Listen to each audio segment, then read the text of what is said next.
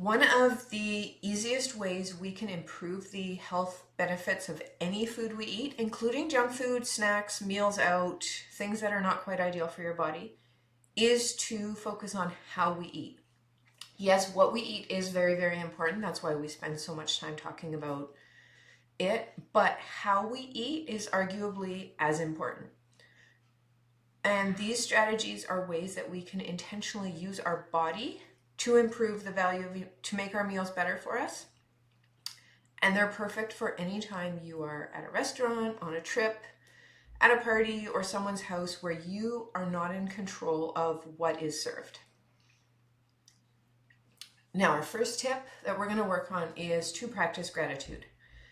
When we pause to take a few deep breaths before our meal, it helps to switch our body from go, go, go mode to rest and digest. When we're in go, go, go, our sympathetic nervous system is totally active. It actually shifts blood flow from our digestive organs out to the perimeter of our body, to our hands and feet and legs, so that those muscles are more prepared to deal with an emergency, because our body is feeling stressed. It's convinced there's an emergency to deal with. Those few deep breaths, that moment of pausing before we eat, helps to switch our bodies back to our rest and digest parasympathetic state, where the blood comes back to the digestive system and our body's like, okay, I can prioritize eating now and digesting. Because yes, what we eat is important, but our bodies need to actually get the good nutrients out of it. Otherwise, it doesn't really matter.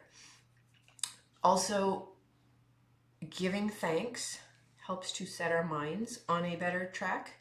Renewing our minds is how we change our thoughts, which control our feelings, and our feelings drive our actions.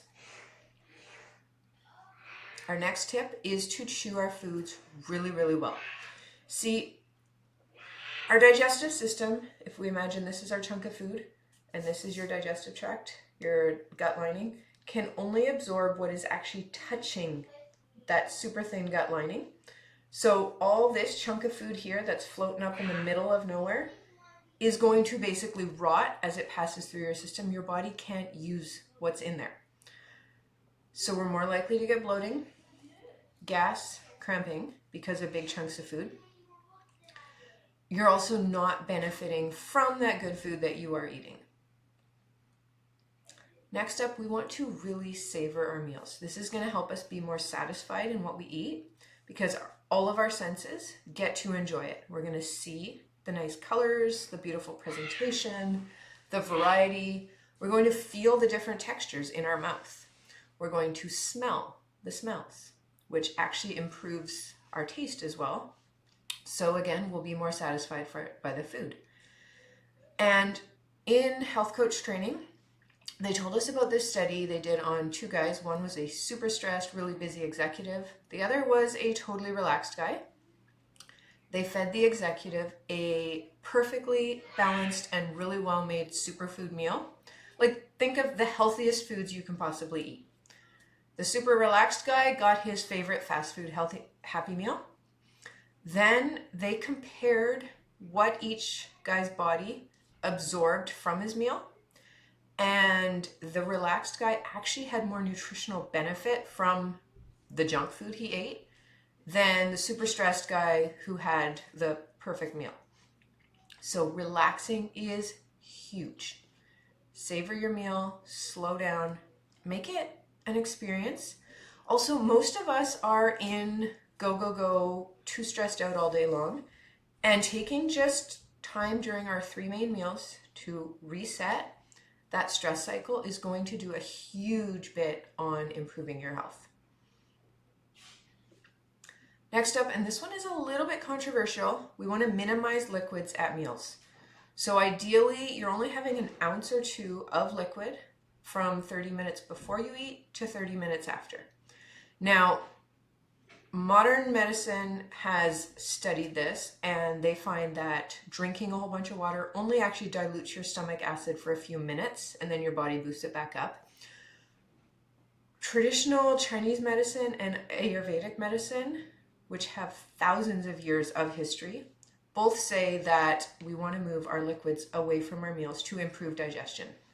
Now, most of us are here because our digestion is not quite optimal, so we are going to be affected even more by liquids during our meals. If your body is stressed out, it's not going to be able to make stomach acid as good as it could. So yeah, even though it has this amazing ability to counteract the dilution effects of water, you're never quite going to be as good as ideal. So everything we can do adds up and helps. Also, low stomach acid is one of the most common causes for heartburn. So if your stomach acid is already struggling, we want to be careful when we drink. We also want to make sure our body has the minerals and nutrients it needs to make that stomach acid.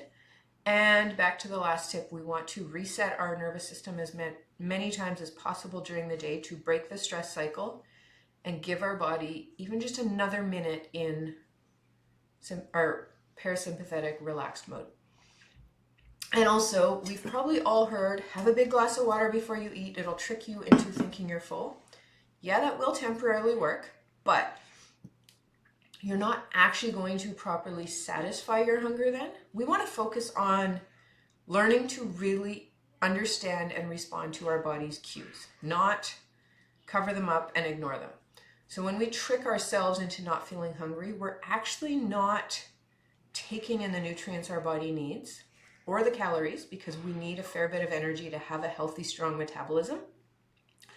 And then you're going to increase the likelihood that later in the day, when you're more tired, your willpower is lower, and your body is getting desperate for these nutrients it hasn't got all day, you are going to binge and totally crash on your good goals.